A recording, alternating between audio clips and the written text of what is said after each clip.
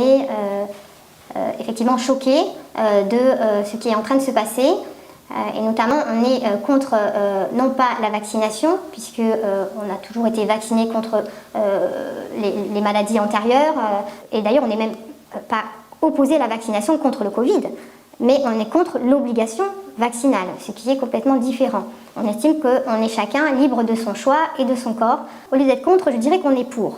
On est médecin pour des choses. On est médecin pour la santé des patients. On est médecin parce qu'on a un engagement et on est médecin pour la santé pour tous. Aujourd'hui, tous ces témoignages vont être anonymes. Vous ne voulez pas révéler forcément vos noms ni vos spécialités. Pourquoi est-ce qu'on en est là? Pourquoi est-ce que nos médecins ne sont pas libres de s'exprimer? Pourquoi est-ce que vous n'êtes pas libre de parler à visage ouvert? Est-ce que vous avez peur pour votre sécurité, peur pour votre famille? Où en sont nos médecins en France? Alors écoutez, c'est compliqué. Effectivement, on a des pressions qui sont multiples et à différents niveaux. Et qui fait qu'on a peur en fait. Enfin, on a des pressions qui émanent de nos collègues, des soignants, des patients, de l'administration. Ce n'est pas une simple suspension.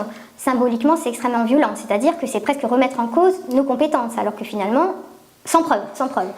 Et c'est aussi la menace d'une suspension de nos diplômes, c'est-à-dire qu'on déclare tout d'un coup qu'on n'est plus habilité à travailler, à avoir nos diplômes.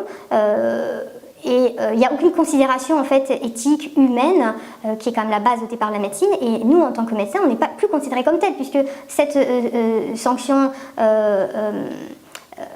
en fait, on ne peut plus travailler et on n'a le droit à aucune indemnité. C'est-à-dire que ça va plus loin. C'est-à-dire que n'ayant aucune indemnité, on nous sort de la société, on nous exclut d'une société. Moi, je veux rester dans la société, je veux soigner les patients. Moi, je suis un médecin, je veux la bonne santé de mes patients. Oui, je suis infirmière de bloc opérateur diplômée d'État. Personnellement, moi, j'ai fait le choix de ne pas faire cette injection expérimentale parce que j'ai très peur et qu'on ne veut pas nous entendre. Qu'est-ce qui crée cette peur? Vous avez vu des choses, vous avez entendu entre collègues, vous avez vu des effets secondaires? Mais j'entends plus de témoignages d'amis autour de moi qui ont eu des problèmes en effet secondaires suite au vaccin. Donc, vu que je ne suis pas une personne à risque, que je suis en bonne santé, que je fais du sport, que j'ai une alimentation équilibrée, que je ne fume pas, que je ne bois pas, je ne vois pas pourquoi je ferais cette injection. J'ai l'impression de jouer à la roulette russe et de me dire est-ce que je vais avoir le bon vaccin ou pas le bon vaccin, est-ce que je vais faire une complication ou pas.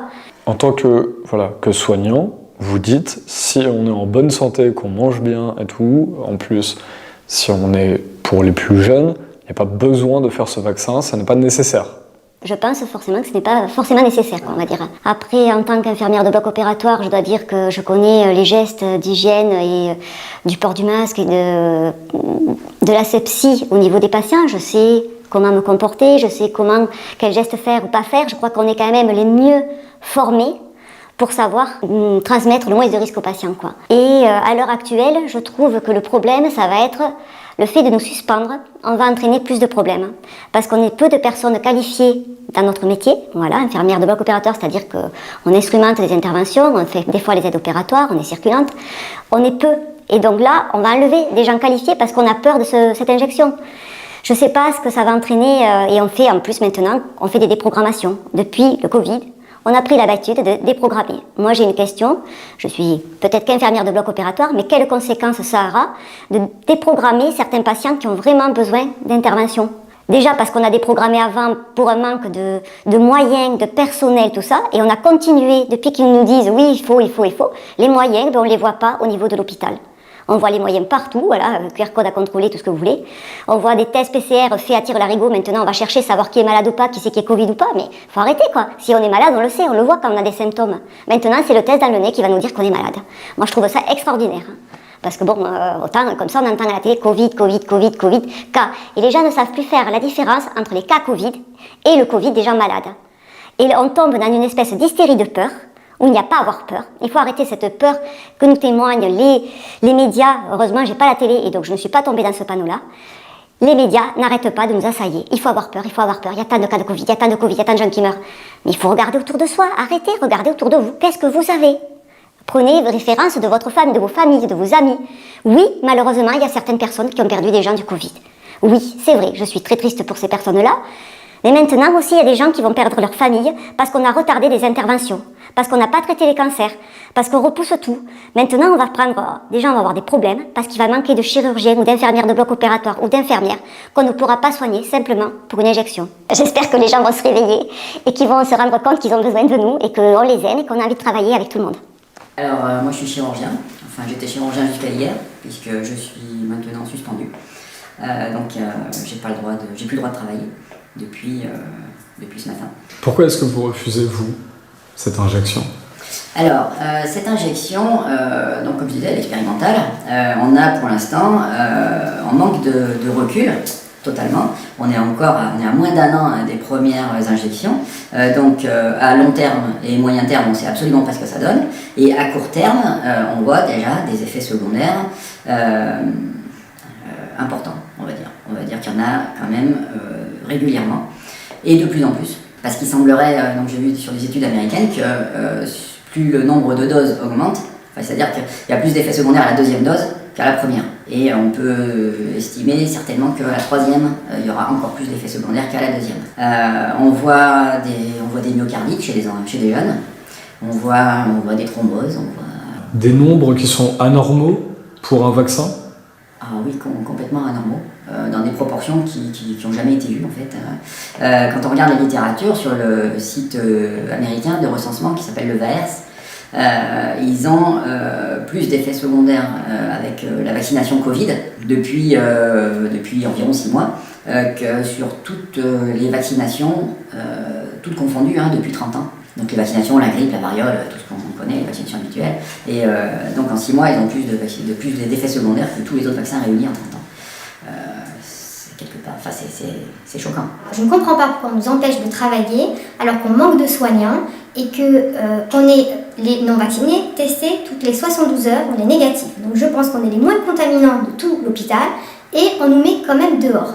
Alors là, il faut qu'on m'explique, puisque les personnes soignants ou patients vaccinés, on ne leur demande pas de se faire tester, on sait qu'ils peuvent être porteurs de la maladie, voire contracter le Covid. Et donc ils peuvent effectivement contaminer d'autres soignants, mais on ne leur demande rien.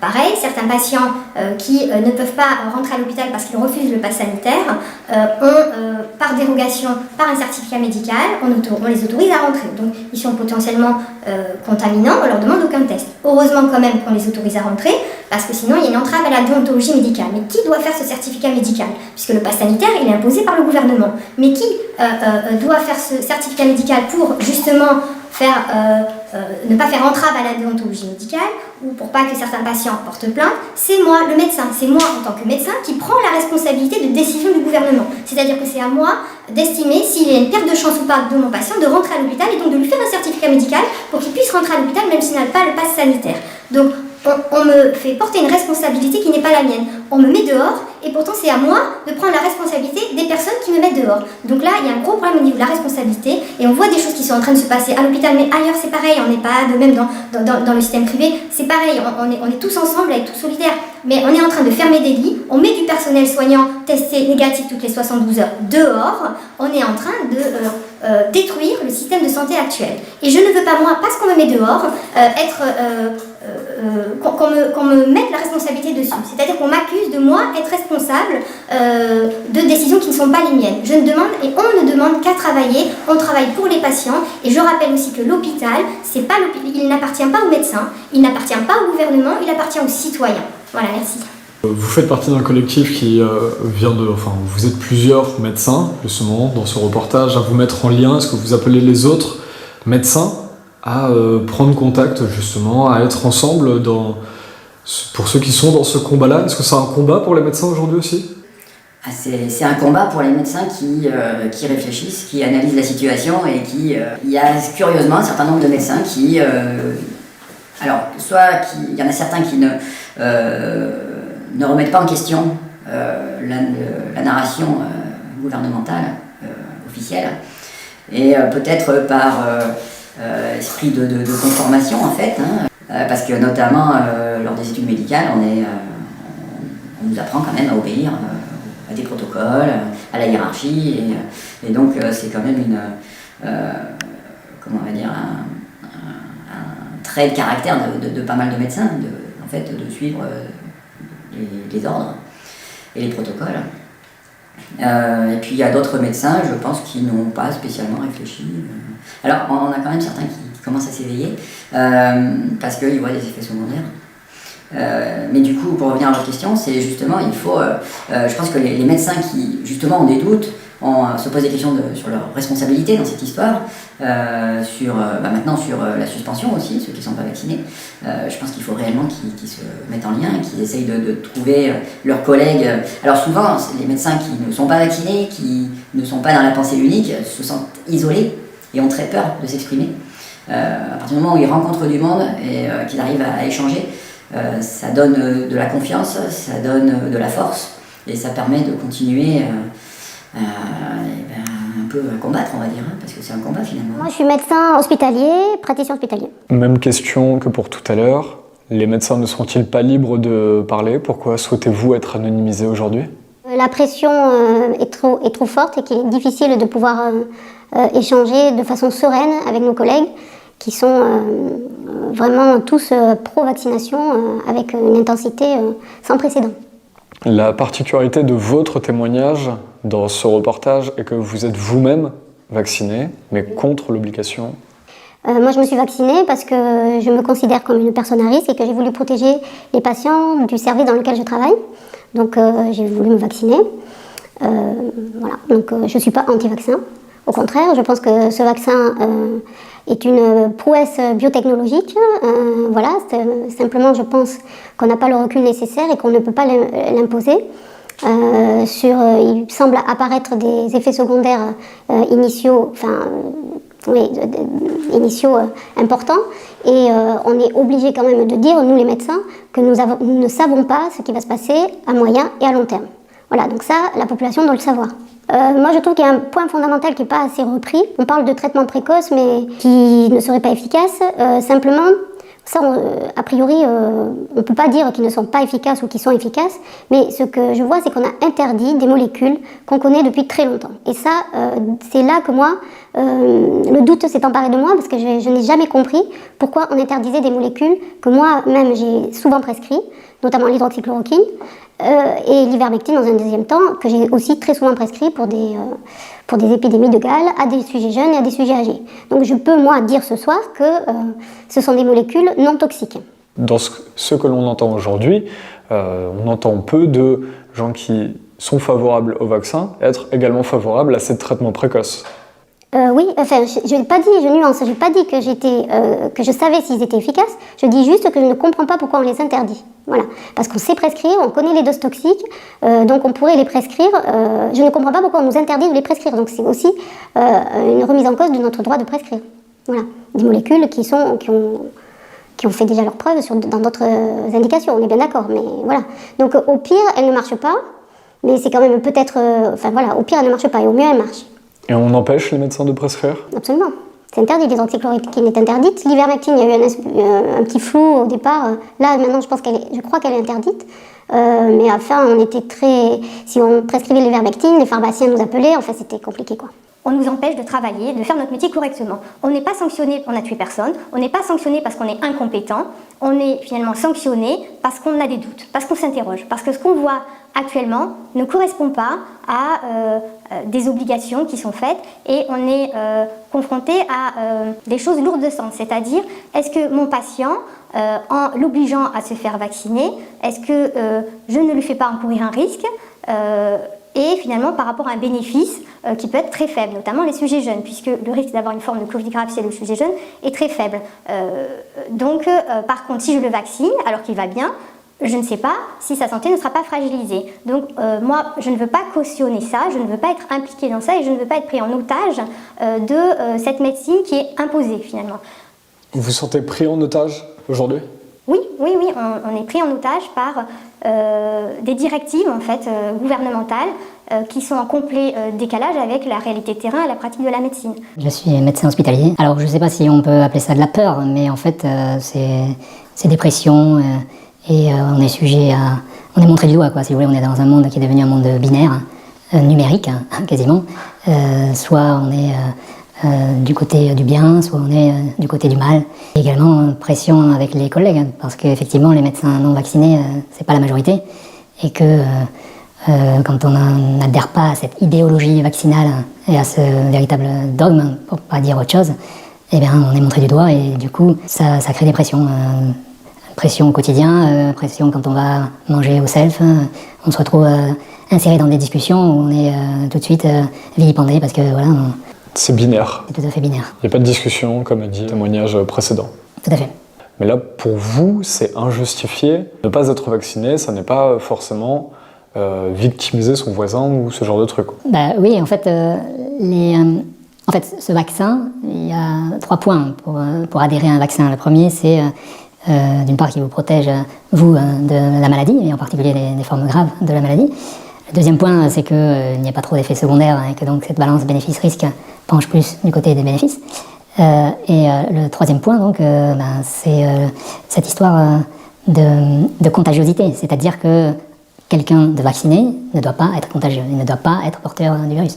Et en tout cas, il ne doit pas pouvoir le transmettre. Or, c'est faux, et ça a clairement été démontré actuellement, cet adage est faux.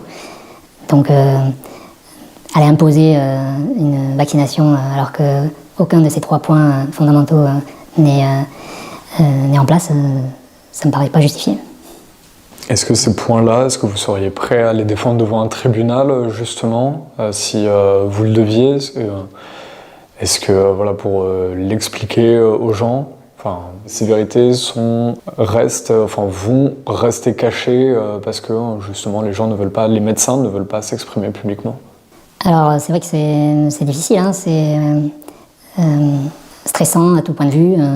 Psychologiquement, physiquement, on en arrive à pas dormir, on réfléchit, on gamberge beaucoup, mais pourquoi pas aller jusque-là? Je suis médecin en ville, en médecine libérale, et donc moi ce qui me choque, c'est le fait qu'on soit dans cette obligation vaccinale. C'est-à-dire que on nous envoie des courriers pour nous dire que si on exerce sans être vacciné, on est dans l'exercice illégal de la médecine. Et l'exercice illégal de la médecine, c'est pas du tout ça. Donc est-ce que parce que je suis pas vaccinée, je perds mon diplôme, je n'ai plus mes compétences, je n'ai plus ma conscience professionnelle? Ça pose toutes ces questions. Moi, j'ai vraiment, j'ai pas l'impression de faire une faute. Je fais toujours, je soigne mes patients du mieux que je peux. Je suis à l'écoute. J'essaie de trouver le meilleur traitement qui leur convient.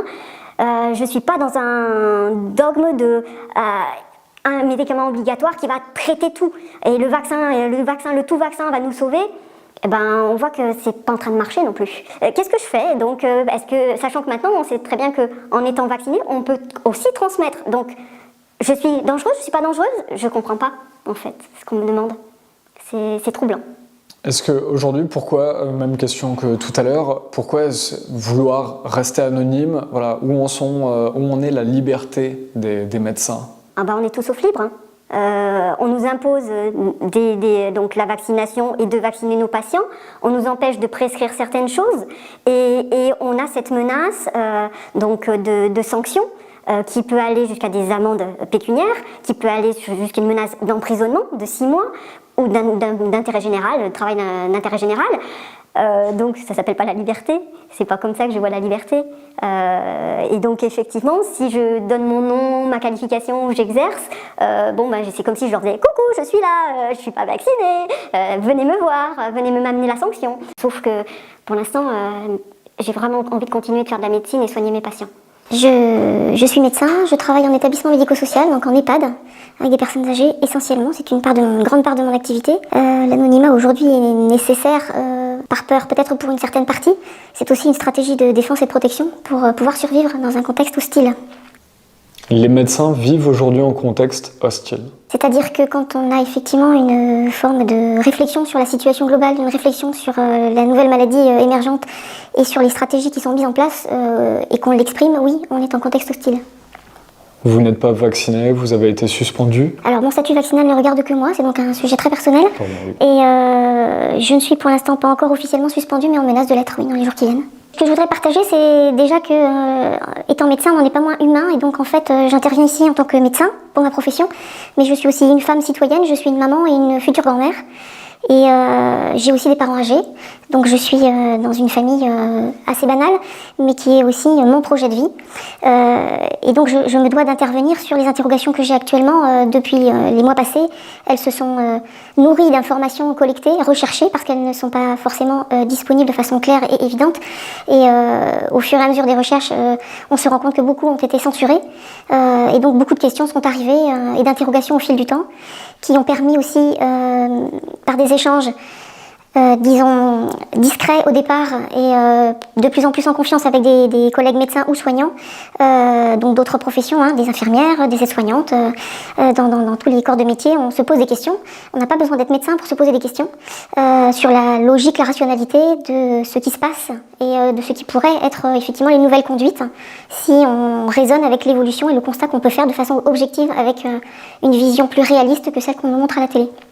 Quel constat vous faites justement aujourd'hui, déjà juste par rapport à la recherche d'informations? Vous dites que même pour des médecins, c'est compliqué de se cultiver sur ce sujet, d'apprendre? Il y a deux voies. On peut aussi être très docile et entendre qu'effectivement notre formation fait qu'on l'a déjà évoqué, on a quand même un formatage, on va dire, d'écoute et une qualité en fait d'application de protocoles qui nous sont souvent transmis, sur lesquels on ne remet pas forcément tout en question tout le temps, et aussi effectivement une certaine docilité par rapport à la hiérarchie qui nous permet de fonctionner en équipe et qui permet que les équipes soignantes prennent en charge de façon globale les patients. Comment est-ce que les gens peuvent discerner le vrai du faux? Comment le public, qui n'a pas de formation médicale? Le bon sens de chacun est à utiliser. Et je pense que, comme je disais tout à l'heure, il n'est pas nécessaire d'être médecin pour réfléchir et pour se poser des questions au quotidien. Un bon nombre de personnes qui n'ont pas forcément des diplômes médicaux ou autres ont la capacité et un bon sens de terrain à se rendre compte si oui ou non une consigne est adaptée. Effectivement, comme le disait tout à l'heure une collègue, il suffit de regarder autour de soi, de s'interroger sur le constat qu'on fait sur le terrain. Et c'est bien aussi de là que naît l'interrogation. Ce qu'on constate sur le terrain ne correspond pas à ce qui est dit officiellement à titre national. Donc qu'est-ce que vous voyez sur le terrain? Alors sur le terrain, pour vous expliquer un peu mon expérience, donc en établissements médico-sociaux, on a fait les vaccinations qui ont démarré donc en janvier. Entre janvier et mai, on a eu plusieurs séries en fait de programmes vaccinaux pour que le maximum de personnes âgées dans les établissements puissent bénéficier de cette injection. La maladie était prégnante, il y avait effectivement un nombre de morts important dans ces classes d'âge-là, avec ces comorbidités-là, donc un profil de population qui était fragile. Il y avait une certaine logique à les protéger de façon immédiate, mais bien vite est arrivée la question de la méthode unique de la vaccination. Il n'était pas question de les traiter, il n'était pas question de les faire guérir de leur Covid en EHPAD. On nous demandait de effectivement faire de la surveillance clinique. Donc comme ça a été évoqué tout à l'heure, les traitements précoces, que ce soit en ville ou en EHPAD, n'étaient pas possibles ni autorisés à prescrire, que ce soit par les médecins libéraux, donc qui sont les médecins traitants des résidents, ou par les médecins coordonnateurs, puisque nous avons, en tant que médecins coordonnateurs, remplacé pendant un long moment la présence des médecins traitants qui n'entraient plus dans les établissements. Donc nous aussi, on a été privés de cette possibilité de traiter certains patients qui, comme dans la population générale, ont pu être malades. Et nous avions à les surveiller jusqu'à ce que l'hospitalisation devienne nécessaire ou l'accompagnement sur une situation plus aggravée de certains patients très âgés avec des comorbidités lourdes, comme on le fait habituellement en EHPAD, des accompagnements de fin de vie. C'est un devoir, mais c'est presque de la survie, en fait. Moi, je le vis, mais je ne parle qu'en mon nom, et d'ailleurs, tous les témoignages qui ont été faits, on a bien dit en notre nom, en tant que citoyen, mais pour moi, c'est de la survie et de l'honnêteté et de l'intégrité par rapport à qui je suis et aux valeurs que je défends dans une situation qui est très grave, et ne pas me dire j'ai laissé faire, j'ai fermé les yeux, j'ai laissé, voilà la société que je livre à mes enfants et aux autres enfants. Après tous ces témoignages, comment est-ce que vous vous considérez? Est-ce qu'on peut dire que vous tous ensemble, en tant que médecins, vous êtes des lanceurs d'alerte aujourd'hui? Oui, je pense qu'on est des lanceurs d'alerte. C'était pas notre rôle, c'est pas notre métier, mais on a dû le prendre. Et c'est difficile, c'est douloureux d'avoir ce rôle-là, mais on le fait par devoir. Par devoir en tant que médecin et par devoir en tant que citoyen, en tant que personne. Donc ce qu'on vous délivre, voilà, c'est un témoignage, c'est une mise en alerte. On ne veut pas être des exécutants, on ne veut pas être des obéissants, on veut être des médecins. C'est-à-dire ce pourquoi on fait notre métier. Et on veut soigner tous les patients, c'est-à-dire une santé égalitaire pour tous et avec toujours du sens. Et on ne veut pas d'un système de santé discriminant, imposé, qui est en train de se mettre en place. Et il était déjà en train de se mettre en place avant, en fait. Et on a ce sentiment qu'avec le Covid, on accélère une transformation complète du système de santé. Et si le souhait de nos gouvernants, c'est de vouloir un système de santé modifié et donc discriminant, c'est-à-dire on soigne certains patients, on ne soigne pas d'autres, on accepte certains médecins ou certains soignants et pas d'autres, il faut le dire. Et nous, on ne veut pas cautionner ça. Et c'est un choix de société, mais il faut alors le dire et proposer aux citoyens qui élisent quand même les personnes qui nous gouvernent, dans quelle direction ils veulent aller. On ne veut pas de choses cachées et ni d'omerta médicale des soignants voilà, qui est en train de se mettre en place. Et on est contre personne, on est avec tout le monde. Notre témoignage, il est médical, mais il est aussi pour tous les soignants. Et on invite les médecins et tous les soignants d'ailleurs qui ont des interrogations, qui doutent, peut-être que notre raisonnement, on se trompe aussi, on peut l'admettre, mais le doute est constructif. Par contre, ne pas l'avoir est dangereux pour une société. Et le doute permet aussi de protéger la société et les citoyens, ce qu'on est tous, et c'est notre désir le plus profond. Merci.